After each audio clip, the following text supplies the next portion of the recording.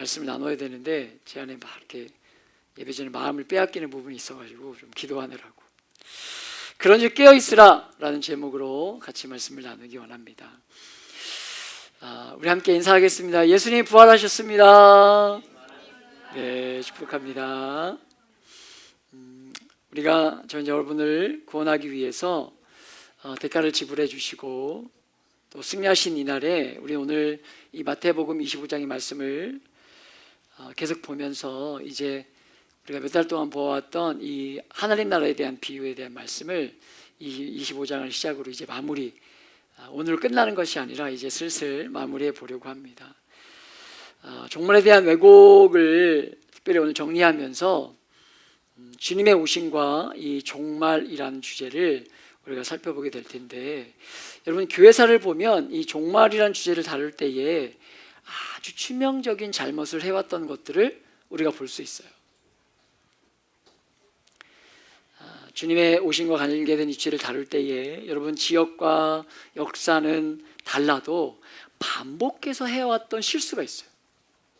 이렇게 무엇일까요? 첫 번째로 뭐냐면 날짜를 맞추고 싶어 했다는 것입니다.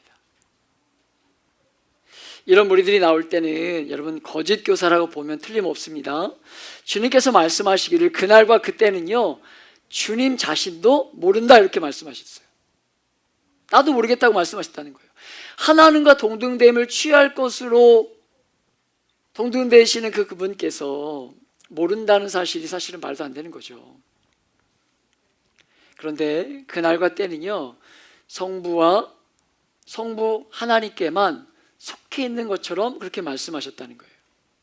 하물며 인생 중에 이 환난 중에 계시를 받았다 하면서 여러분 나를 맞추려고 한 사람이 있다면 그 사람은 틀림없이 이상한 사람이다 라고 보면 좀 틀림없다는 거예요. 한국교회가 이 땅에서 비난을 받으면서 교회가 이 교회에 대한 평가가 나빠지기 시작했던 때를 이렇게 볼 때 그 시작은 아마도 1992년에 있었던 다미선교회 사건 이후이지 않는가 우리가 얼마든지 생각해 보게 됩니다. 10월의 어느 날이란 그 가곡도 있지 않습니까? 근데 그게 아니라 10월의 어느 날에 종말이 온다고 해서 어떤 사람들은 돈을 막 뿌리면서 살아댔고 또 어떤 사람들 한 곳에 모여서 위아래로 오늘 우리 공동체 안에 그래도 위아래로 흰 옷을 입고 오신 분들은 없네요. 위아래로 흰 옷을 입고 한 곳에 모여서 아침을 맞이하는, 이제 종말이 온다 해서 아침을 맞이하는. 여러분 그래 어땠습니까? 아무 일도 없었으니까 오늘 이 자리에서 우리가 예배하고 있겠죠. 사회적으로 그렇게 많은 무리를 일으켰던 사건이 있었습니다. 이 땅에 다시는 이런 혼란이 반복되지 않도록 날과 때에 대한 이야기를 하는 사람들을 만난다면 여러분 그 사람들은요 거짓된 사람임을 우리가 반드시 기억할 필요가 있다는 거예요. 두 번째로 종말이라는 주제를 다룰 때에 우리가 다음에 또 구체적으로 보겠지만 주님의 오심을 어떻게 예비하고 준비할까에 많은 오류가 있었다는 거예요. 많은 거짓 교사들이 일어나서 직장과 가정을 버리고 기도원에 들어가서 흰옷을 입고 금식하고 기도하면서 맞아야 된다고 가르쳤는데 얼마나 많은 가정과 교회가 피폐해지고 어려움을 겪었는지 몰라. 이 사건을 통해서. 사랑하는 여러분, 소견에 오른 대로가 아니라 우리의 죄악된 본성에 함직한 것이 중요한 것이 아니라 성경이 말하고 무엇이라고 말하고 있는가, 이것이 핵심이어야 한다는 것으로. 1절을 보면 주님의 오심과 종말을 다루면서 성경은 뭐라고 비유하고 있습니까? 혼인잔치를 비유하고 있어요. 이 종말의 사건을 이야기하면서 신랑이 올 것이기 때문에 이 신랑을 맞이하려는 것과 같다는 거예요. 우리가 기다리고 있는 그날, 그 모든 교회와 성도가 기다리고 있는 주님의 오심이라는 이 사건은요 혼인잔치와 같다는 것입니다. 너무 행복하고 만나고 또 복된 것을 풍성하게 먹는 그 혼인잔치를 기다리는 일이 우리가 기다리고 있는 종말과 같다는 거예요. 제가 제 곧 제 큰아들의 생일이 다가오는데 제가 공약 아닌 공약을 돈 좀 모아가지고 대전에서 가장 비싼 그 뷔페를 한번 데려가겠다. 그래서 얼마나 그날을 지금 사모함으로 기다리는지 몰라요. 마치 10월에, 죄송합니다 이런 표현을 써서 10월에 어느 날을 기다렸던 그 이상한 사람들처럼 5월에 그날을 얼마나 기다리는지 몰라요. 그 비읍자로 시작하는 그 타로 끝나는 그 뷔페. 그래서 제가 가족은 못 간다 그랬어요. 오직 너만 가야 한다. 너무 비싸서. 너무 비싸니까요. 저도 감당할 능력이 안 돼. 너무 비싸니까 너만 데려가겠다. 여러분, 그날을 기다리는 것과 같다는 거예요. 그날을. 한 번도 그 뷔페를 가본 적이 없기 때문에 상상할 수가 있어요. 보면 아마 지난주에 우리가 얘기했던 마지막에 얘기했던 말씀 기억나시나요? 제가 우와! 이 설레임. 여러분, 우리가 지난주에도 언급했지만 혼인잔치 하면 이런 거 떠오르는 거죠. 잔치.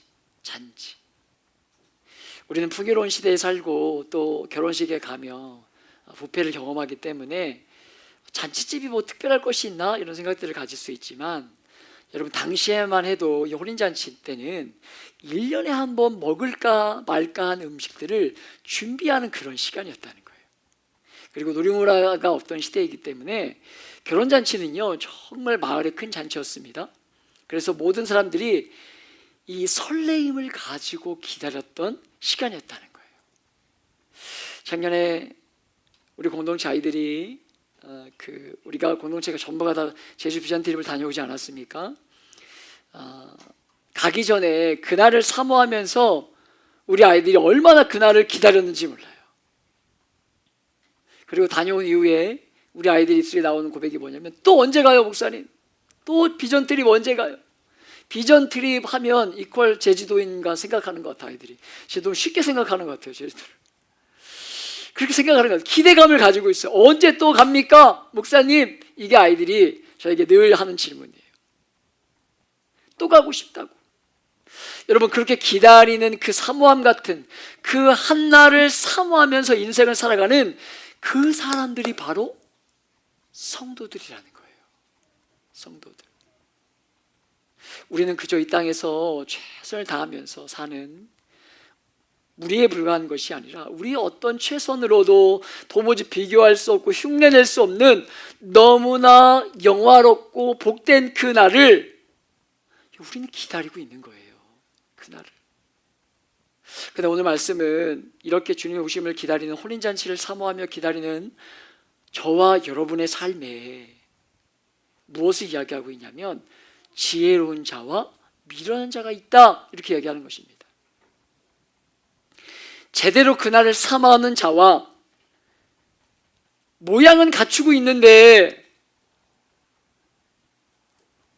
예수 믿는 모습을 있는 것 같은데 전혀 그날과 관계없는 자의 삶을 살아가는 자가 있다는 거예요. 2절을 다시 한번 볼까요? 2절을 같이 한번 읽어보겠습니다. 시작.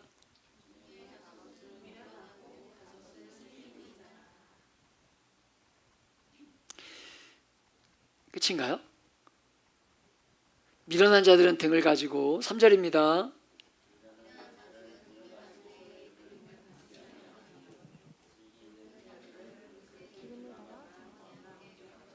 아멘. 여러분, 이 오늘 말씀의 배경이 되는 곳은요, 낮에는 너무 더워서 활동하기 어려운 지역이었어요. 그래서 성지순례에 가면 여러분 꼭 그 광야 투어를 하게 되는데, 광야 투어에 꼭 낮에 그 뜨거운 태양빛을 맞이하게 하는 그런 프로그램들이 있어요. 그러니까 그만큼 얼마나 뜨거운 것인가 하는 것들을 이제 가르쳐 주기 위함인데, 그렇기 때문에 이 결혼식은 늘 해가 질 무렵에 사람들이 움직였고, 혼인잔치도 그래서 저녁 때 했다는 거예요. 저녁 그 즈음에. 그러니까 신부가 신랑을 기다리다가 신랑이 마을로 이렇게 들어왔을 때에 불을 비추어서 이제 잔치가 시작되었음을 알리고 그 신랑의 걸음을 도와야 했는데, 오늘 비유에 보면 그 신랑을 기다리고 있는 10명의 처녀 중에 5명은 등을 가졌어요. 그런데 여분의 기름을 가지지 못했다는 거예요. 그리고 나머지 5명은 등과 함께 여분의 기름을 함께 준비했다는 것입니다. 그래서 5을 지혜롭다고 말하고 있고, 앞에 나오는 5을 미련하고 어리석은 처녀다라고 이야기하고 있는 거예요. 여러분, 왜 5을 지혜롭다고 말했을까요? 신랑을 맞이하러 가는데 등만 가지고 가면 되지 왜 여분의 기름이 필요했던 걸까요? 왜 그렇겠습니까? 신랑이 언제 올지 모르기 때문에. 신랑이 언제 올지 모르기 때문에. 이단들과 거짓 교사들이 일어났을 때 날짜를 맞추고 싶어 했던 것은요, 여러분요, 어리석은 인생의 그 욕구를 보여주고 있는 것으로, 나를 정해놓고 그날과 관계없을 때는 자기가 원하는 대로 충분히 살다가 날이 가까우면 준비하려고. 그렇게 신앙생활은 얼마나 편하겠습니까? 얼마나 편하겠어요. 여러분, 많은 사람들이 우리가 지난주에 큐티했던 것처럼, 큐티의 본문에, 매일 성경 큐티의 본문에 있었던 것처럼, 여러분, 예수님이 그 마지막 십자가에 죽으실 때 양쪽에 있었던 강도를 비유하면서, 아니 목사님 그 옆에 있던 강도가 그날 네가 나와 나거나 함께 있으리라고 선포하셔서 천국 간 거 아닙니까? 그러면 그렇게 마지막 순간에 예수 믿으면 되는 거 아닙니까? 그러면 지금 그냥 나 하고 싶은 대로 살아도 되는 거 아니에요? 이 얘기를 하고 싶은 거죠. 그러나 성경이 분명히 우리에게 가르쳐주는 것이 무엇입니까? 이 종말의 때를 살아가는 우리들에게, 마지막 말세를 따라가는 우리들에게 성경이, 예수님께서 분명히 말씀하시는, 이미와 아직의 때를 살아가는 우리에게 하나님이 분명히 말씀하시는 것은, 그때와 시간은 아무도 모른다는 거예요. 아버지 하나님밖에 모른다는 것입니다. 우리가 오늘 예배하다가, 죄송합니다, 전 이단이 아니지만 오늘 주님이 오실 수도 있는 거 아니겠어요? 아무도 모르는 거예요. 우리가 어떤 순간에 어떤 자리에 있는지 주님 오시는 그날은 우리가 모른다는 거예요. 왜? 지금이 말세이기 때문에. 말세의 때를 우리가 살아가고 있기 때문에. 잠시 후에도 이제 그럴 때 말씀을 나누겠지만, 여러분, 그런데 성경은 이 주님의 재림이란 영광스러운 사건을 언제 올 줄 모르고, 성경은 더 구체적으로 말하기를, 자비와 긍휼이 많으신 그분이 주님의 사람들 중에 뭐 하기 위해서? 한 사람이라도 더 구원의 자리에 이르게 하기 위해서. 우리 공동체 안에도 아직 예수를 믿지 않는 가족들이 있죠. 그 한 사람이 주님께 돌아오기를 원하셔서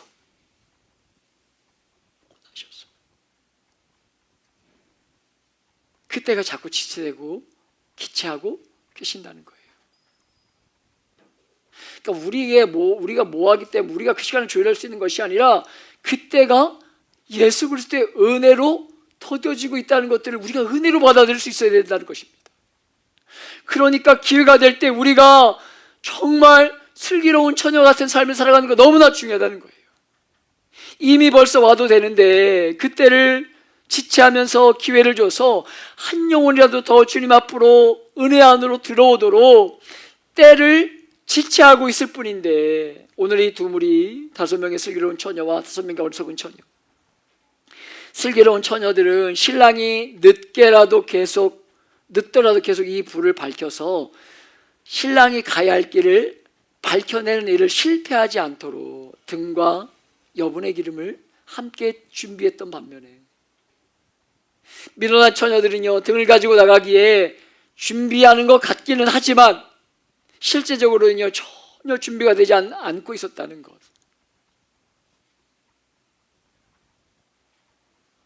그것을 드러내는 미련한 5 처녀가 있다는 것입니다. 사랑하는 여러분, 성도들은 이 땅을 살아가면서 그 영광의 한 날을 기다리는 백성들임을 의심하지 않기를 축복합니다. 그런데 성도 같아 보이고 그날을 사모하며 기다리는 것 같은데, 그렇게 보이는데 전혀 다른 미련한 자가 있고 정말 목말라 하면서 사모하고 기다리는 자가 있다는 것으로, 5절과 6절의 말씀 다시 한번 보면 같이 한번 읽어봅니다. 시작.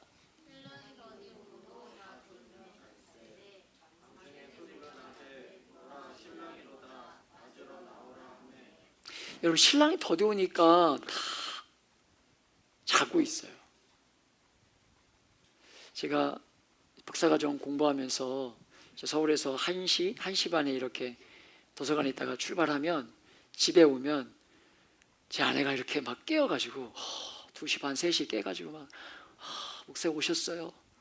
식사는 하셨나요? 이런 것들을 기대하게 되지만 현실은 무엇입니까? 불은 다 꺼져 있고 고고는 소리가 들려오죠. 그게 우리의 현실이죠. 여러분, 신랑이 더디오니까 자고 있는 거죠.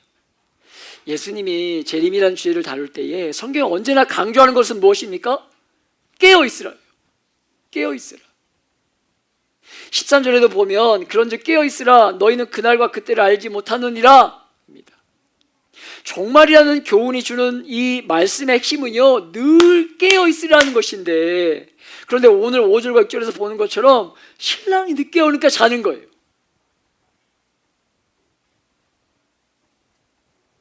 그러니까 여러분, 주님의 재림을 준비하면서 잠도 자지 말고 깨어 있으십시오. 지금 이 말을 하는 겁니까? 그럼 어떻게 살아가요? 물론 그런 것은 아닙니다. 이 말의 핵심은 여러분의 삶이 주님이 오심이라는 주제를 뭐하면 살라는 거예요? 망각하지 말라는 거예요. 망각하지 말아라. 반드시 오신다. 그때는 언제인지 알 수 없다. 오늘은 괜찮겠지. 오늘은 내 바람대로 이렇게 살아도 오늘은 안 오시겠지. 여러분, 그렇게 망각하지 말라는 거예요. 삶의 어떤 자리에서도 주님이 오심이라는 주제가 살아서 꿈틀거리고 살아가는 깨어있는 그 삶, 그 삶을 원하는 것이지 주님이 우리를 잠도 못 자게 그렇게 괴롭히기 위함이 아니라는 거예요. 주님 오심은 혼인잔치로 비유되는 깨어서 우리의 삶의 모든 영역에 주님 오실 거라는 분명한 약속을 붙들고 여러분의 일상의 모든 영역이 그렇게 살아서 꿈틀거리는 것처럼 그렇게 살아야 된다고 이야기하는 것으로, 신랑이 더디오자 늦어지지 어떤 일이 일어납니까? 7절과 8절 9절의 말씀에 보면 같이 한번 읽어봅니다. 시작. 자들이 슬기 있는 자들에게 이르되 우리 등불이 꺼져가니 너희 기름을 좀 나눠달라 하거늘 자들이 대답하여 이르되 우리와 너희가 쓰기에 다 부족할까 하노니 차라리 파는 자들에게 가서 너희 쓸 것을 사라 하니. 아멘. 여러분, 미련한 처녀들의 기름이 떨어져가는 것을 보고는 나눠달라 해요. 여러분 어떻습니까? 이 지혜로운 처녀 다섯이 준비한 기름을 나누어주면 되잖아요. 그렇지 않나요? 저희 말씀을 지금보다 더 신앙이 어릴 때 이렇게 보면서 왜 이런 말씀을 하셨을까? 나눠주면 되는 거 아니에요? 준비한 기름 목마른 사람에게 얼마든지 나눠줄 수 있잖아요. 이게 여러분 온전한 성도의 모습이지 않아요? 여러분, 그런데 우리가 기억해야 될 것은 그날은 다르다는 것으로. 그날은 다르다는 것으로. 그날은 어떤 날이에요? 신랑이 오는 날이기 때문입니다. 오늘 이 다섯 처녀가 기름을 나누어 주지 못하는 것은요, 자기들만 살려고 하는 게 아니죠. 자기들만 이기적이고 자기중심적이어서 자기만 살려고 때문이 아니라, 여러분요, 불이 꺼짐으로 혼인잔치가 방해되는 일이 일어나면 안 되기 때문이라는 것으로. 사랑하는 여러분, 그렇다면 잘 깨어 있어서 준비되어 있는 이 지혜로운 다섯 처녀가 준비한 기름은 무엇이겠냐는 거예요. 이 기름은 무엇일까? 잘 준비해야 되는데 이 기름은 무엇일까? 학자들 간에 무엇을 준비해야 되는가에 대한 논쟁이 지금까지도 있습니다. 어떤 학자들은 기름은 선행일 것이다. 선행을 해야 한다. 또 어떤 학자들은 기도다. 이 기름은 기도다. 우리 주님의 종말과 관련된 이 선행이라는 주제가 중요합니다. 또 우리가 언젠가 보게 될 거예요. 또 여러분, 우리가 지금도 배우는 중에 주기도문을 배우는 분이 계시지만, 기도는 모든 성도들의 특권이지만 기도는 기름이라고 말하기보다는 기름이라고 말한다라고 보기가 좀 쉽지가 않죠. 그러니까 이들이 등을 밝히기 위해서 나갔는데, 이 등을 밝히기 위해서 여벌의 기름이 왜 필요했냐면, 등을 밝히면 뭐 하죠? 기름은 어떻게 돼요? 불을 밝히면 기름이 어떻게 됩니까? 없어지죠. 타들어가죠. 소멸되죠. 그러니까 이 기름을 보충해야 됐기 때문에 기름이 필요했던 거죠.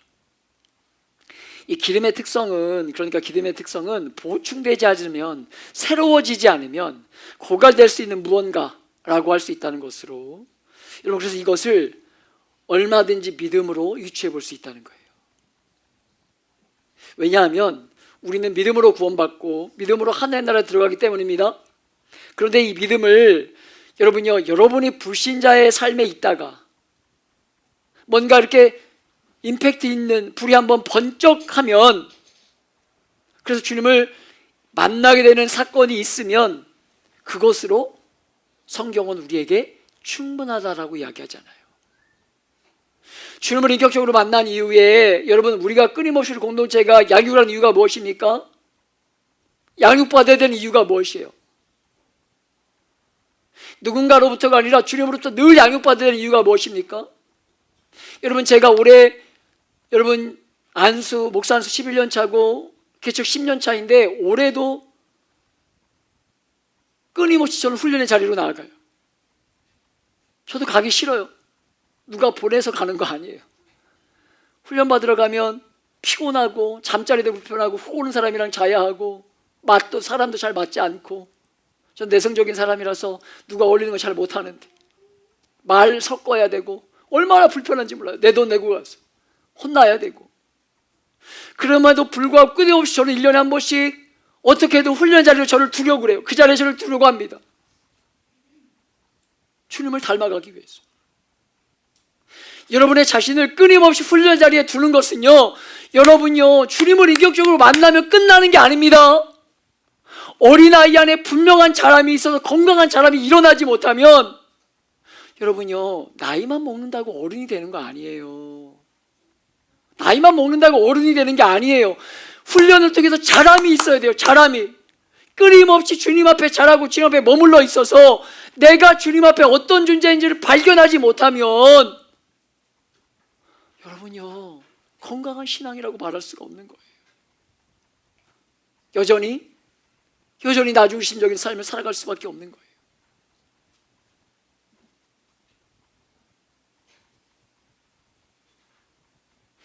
사랑하는 여러분,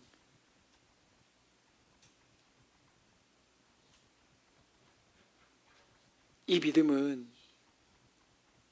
여러분이 믿어서 하나님 나라 안으로 들어오면 그 믿음은 그때부터 믿음을 사용하면서 또 살아야 하는 것으로. 그래서 바울이 로마서에서 뭐라고 이야기하고 있습니까? 믿음에서 믿음에 이르게 한다. 그렇게 말하고 있지 않습니까? 여러분이 하나님 백성이 되어서 하나님 나라의 백성으로 들어가는 첫걸음은요, 믿음입니다. 그런데 그렇게 믿음의 삶을 시작하면 그것이 끝나는 게 아니에요. 나 이제 예수를 믿겠습니다. 결단하고 그렇게 살면 그것이 끝나는 게 아니에요. 여러분, 처음에 시작한 그 믿음을 사용해서 새롭게 하고 끝없이 공급해서 또 다른 믿음으로 나아가서 주님이 우리를 영접하러 오실 때에, 우리가 기다리고 있는 그 순간에 신랑이 오실 때에 우리가 처음에 주를 만났던 그 믿음, 지난주에도 계속 말씀드렸죠. 우와, 기대하며 설레는 그 사모하는 그 믿음, 그 믿음이 여러분요, 쇠하여지거나 약해지지 말고 너무 오랜 시간 사용했기 때문에 메말라 버리는 것이 아니라 여전히 불을 밝혀서 주님의 오심을 마음을 다해 기뻐하고 맞이할 수 있도록 여러분의 믿음이 변함없이 살아있도록 믿음에서 믿음으로 그 믿음이 끊임없이 새로워지고 반복해서 살아나고 온전해지도록 공급되어져서 믿음에서부터 믿음으로 가야 하는 거예요.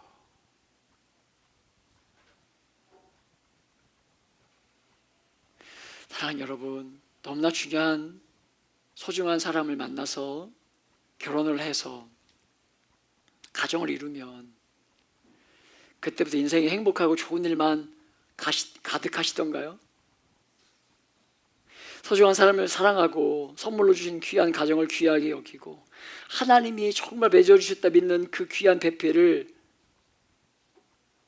사랑할 때, 여러분, 제가 결혼을 준비하는 청년들에게 꼭 저와 결혼 예비학교 비슷한 훈련을 받고 제발 좀 결혼해라 해도 그렇게 하지 않는 사람들이 있어요. 결혼하면 가장 소중한 게 뭐냐? 신혼여행지, 결혼 예식장 선택하는 거, 예물, 배배 이런 게 중요하다고 생각하는 줄 알아요. 절대 아닙니다. 서로가 서로를 끝까지 책임질 수 있는 것들을 훈련하고 준비하지 않으면 여러분, 결혼 생활은요 온전할 수 없어요. 그 사람의 아픔까지 제가 주문하는 거 권면하는 것 중에 하나가 무엇이냐면 이 연애하고 결혼을 준비하면서 그 사람의 상처와 아픔을 드러내야 한다. 끄집어내줘야 된다. 그리고 그것까지 사랑할 수 있도록 결단해라. 그러지 않으면 결혼하지 마라. 나중에 결혼하고 나서 울고 불고 헤어지니 많이 이혼하니 그거 하나님 원하시는 거 아니다. 지금 그것까지 사랑할 수 있도록 나를 오픈하고 그리고 사랑해라. 그래서 헤어지진 않더라고요. 그렇게 얘기해줘도. 그게 진짜 결혼을 준비하는 거다. 여러분요, 정말 인생의 방법으로 그렇게 하지 않고 하나 되게 하신 것 지켜내고 감사하면서 거듭 하나님으로서 주시는 그 사랑을 끄집어내고 받아서 그 사랑으로 살아가고 공급하고 여전히 공급받아서 그 사랑을 흘려보내지 않으면 부부관계가 온전해질 수 없는 것처럼 믿음으로 시작한 이 존귀한 성도의 삶, 주님을 기다리고 주님과 함께 혼인잔치에 참여하는 그날이 오기 전까지 이 믿음의 걸음을 계속해서 걸어가기 위해서 끝없는 세상의 유혹과 어려움 앞에서 믿음이 약해지거나 고갈되지 않도록 여러분의 기름이 제공되어서 여러분의 믿음이 한순간 불타고 꺼져버리지 않도록 여러분과 저의 믿음을 늘 새롭게 하는 과정이 필요하다는 거예요. 사랑하는 여러분, 제가 하는 기도와 나는 말에 있는 것들이 있습니다. 우리 성도들이 그리고 믿음이 연약한 자들이 주님을 알아가려고 걸음을 옮기는 분들이 말씀이 들리는 자리에 늘 머물러 있게 해달라고 기도하고 있고 말씀드리고 있어요.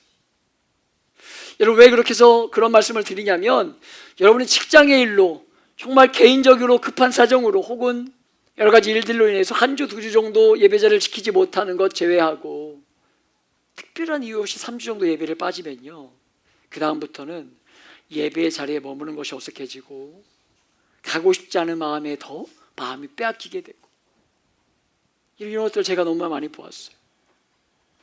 여러분, 이것을 뒤집어 생각해 보면 여러분이 예배의 생명을 걸고 오면 세상을 살아가는 동안 다 불태워서 메말라 버리기 쉬운 그 믿음의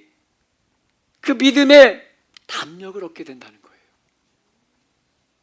주님이 말씀하셨던 것처럼 두세 사람이 내 이름으로 모인 곳에는 성령 임재해 계시고 생명의 말씀을 통해 주님과의 친밀한 사귐을 누리게 하심으로 끝없이 여벌의 기름을 공급해 주셔서 우리로 하여금 태워버리고 꺼져버리지 않도록 하신다는 거예요. 주님이 우리에게 약속하신 생명은 영생입니다. 주님의 부활하심으로 우리에게 선명하게 보여주시는 것 여러분이 있잖아요. 그것이 여러분요, 이 부활이고 우리가 다음에 또 심게 될 그 고구마처럼 피우는 전성기가 있다면 때가 되면 시들어가는 그런 생명, 그게 이 땅의 생명인데 그런 것이 아니라 영생이라는 거예요. 세월이 갈수록, 시간이 더해질수록 아름다움과 복됨을 주신다는 거예요. 여러분 정말입니다. 이런 신앙, 이런 믿음을 정말 사모하는 저와 여러분 되시길 축복합니다. 제발 좀 이런 믿음을 여러분이 정말 갖고 소망하길 축복해요. 사랑하는 여러분, 여러분과 제가 인생이기 때문에 수많은 시련과 시험이 있고 어려움이 있고, 여러분 주님의 오심이 지체될수록 우리는요 지칠 수 있어요. 지칠 수 있습니다.